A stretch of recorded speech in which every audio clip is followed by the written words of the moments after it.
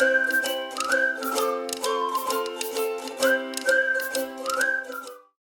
men, load your weapons. Drop your weapons. All right, men, load your weapons. Drop your weapons. All right, men, load your weapons. I need a weapon. Oh, I'll bet. A little help here. You're how's it? Hang loose. Welcome to Mongoose Max Hawaii, the channel, whatever's left of it. You're not working now? No? Well. Okay. Quick update. My Mac fix went completely well, and everything worked and was working until it didn't. But everything was fine. I mean, it closed it up and it was like fine. Like, oh, I'm so happy. And about a minute after that, boom. I'm like, what? So instead of today we're gonna start with a little Aesop's Fable because I forgot to do that. I think on Saturday. I don't know. I was gonna be routine there. A little Aesop Fable. I'm gonna flush that stuff out of my helmet. Aesop and his fables. Oh, I had one picked out, and now it's lost. I'm sorry.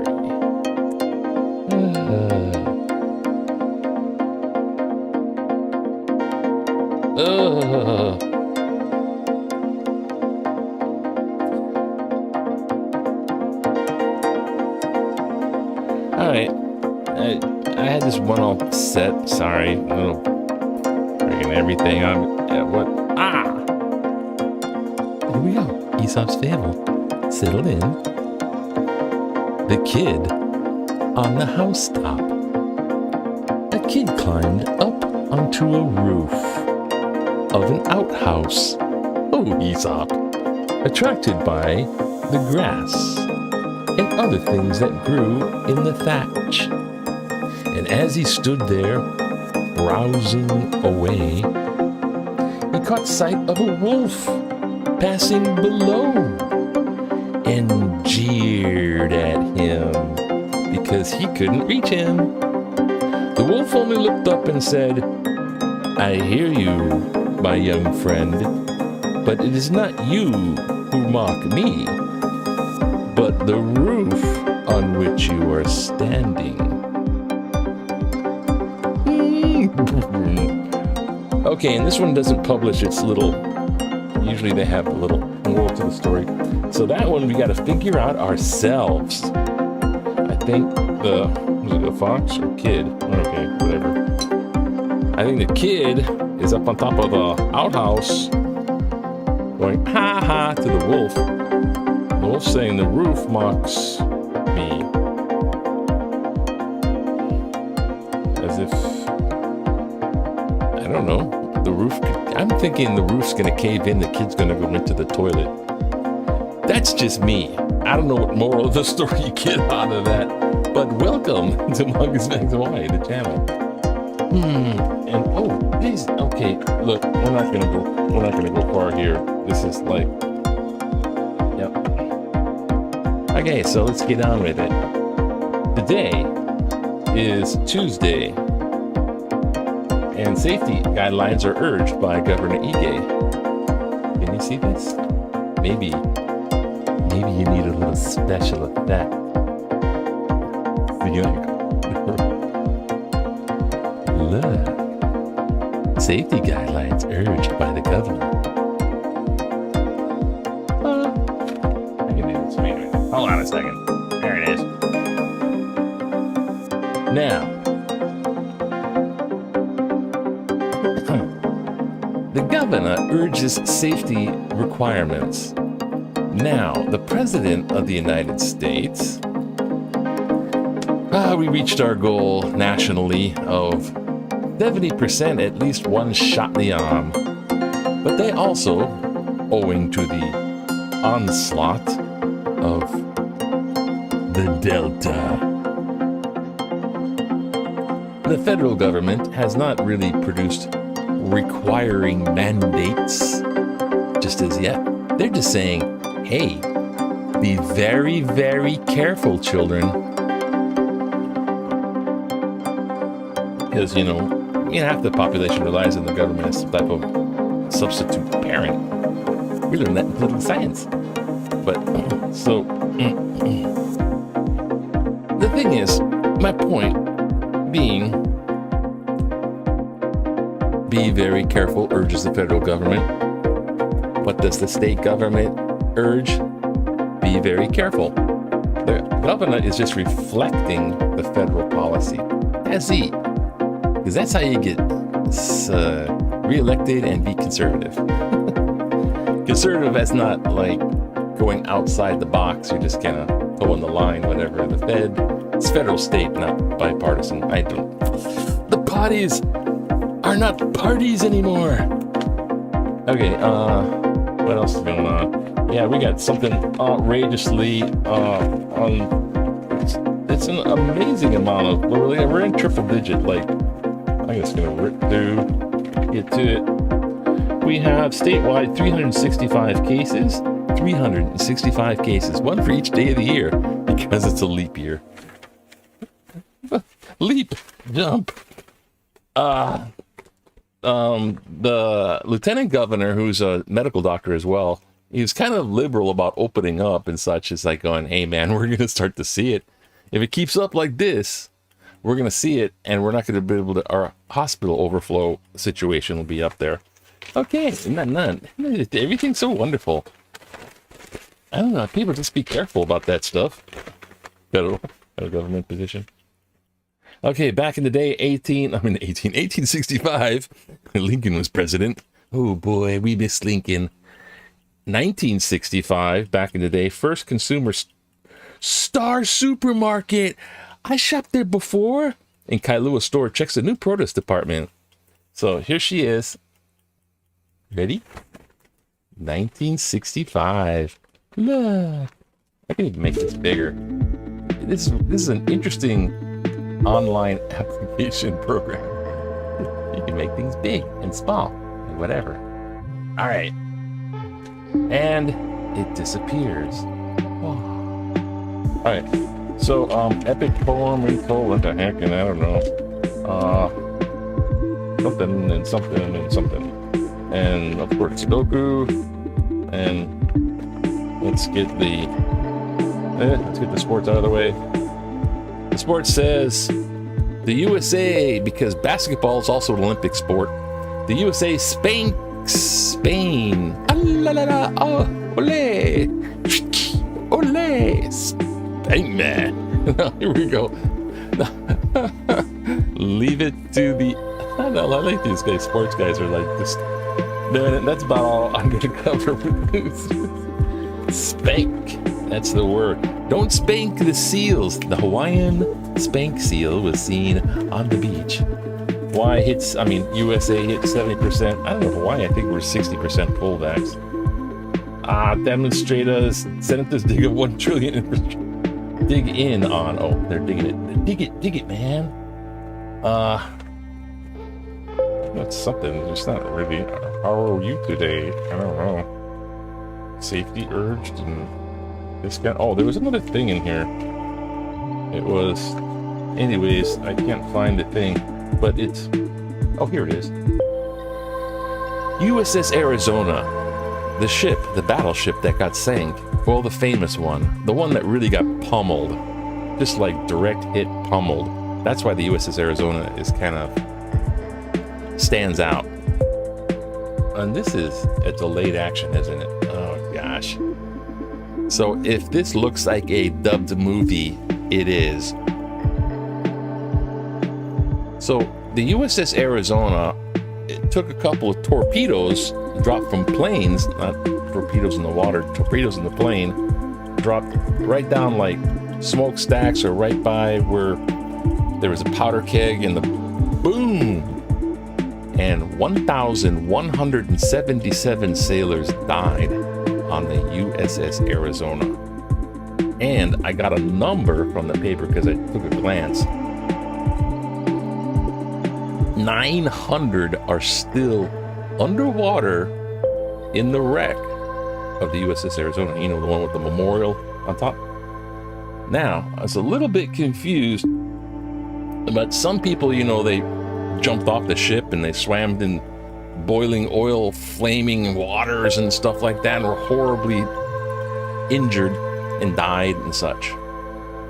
And so some of them, sailors of the Arizona, are buried in the National Cemetery for military, the Punch Bowl Cemetery. You gotta be military to be buried there. It's kind of like an Arlington type thing. And inside a crater, it's tucked away up in inland. So Punch Bowl Cemetery, there's 85 from the Arizona, collectively in one package mass interment. So it's a mass grave, 85, and it says unknowns, plural. Now, since they got DNA evidence and they want to dig up, they want to dig them up, and they want to put them into the Arizona. So they come from Punch Bowl, and they go over, and they're put in the Arizona. Now, what this does is brings up, here's a picture of someone who was on the Arizona. And this particular fellow, whose name is Terry Mann Wyatt. Oh, no, this guy's name is William Edward Mann. And they're from another state. But they want to have DNA identification, and then they take their remains of their family and, you know, have like buried back in Iowa or whatnot, wherever. And the Navy's going, nah. And that's the story of that. And the Navy considers, you know, the 900 already in the ship, they're in their final resting place. That's what I thought. That's what I think. I was like, yeah, that's the way you should do it, right? That would be my thinking. Whatever that counts for, nothing in this world. That counts for jack. And so, but they got questioned. What are they going to do with the other ones, right? They got 85, and they're going to, what about them? What about the other ones? Okay, identify. And I tell you what, I've done archaeology, and I've done the physical anthropology end of it, where you deal with the bones. Many bones, 2,000 years old. Isn't that right, Bucky? Isn't that why you're here? That's right. That's why I'm here. Oh, it's all right. Oh, we don't want that. Oh. You okay, Bucky? It's all right. It's all right. Oh, it's all gone now. Dig down. Oh, jeez. Oh. Everything goes wrong. But anthropology tells me, physical anthropology, there were lots of bones. They're like 2,000-year-old bones, and it's very, very, very, very, very, very brittle. And this is dry and clay. Now, the ones over here, I don't know. You're in 85. I don't even know how they interred them if they're separate. Not good. Ah! Get your bones. All right, quickly. A couple letters to the editor. All right. Yes, man. Yeah. Dang, man. What the heck? All right. Oops. Letters to the editor. What? What's that doing over there? Get over there. Federal pressures can restrict our rights.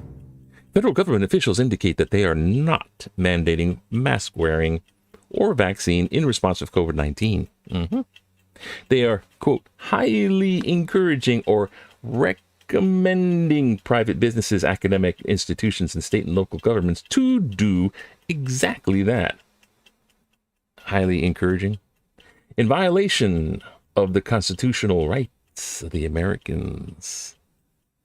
How's that violating rights? They're recommending. I'm sorry, you recommended something to me. There's an invasion of my rights.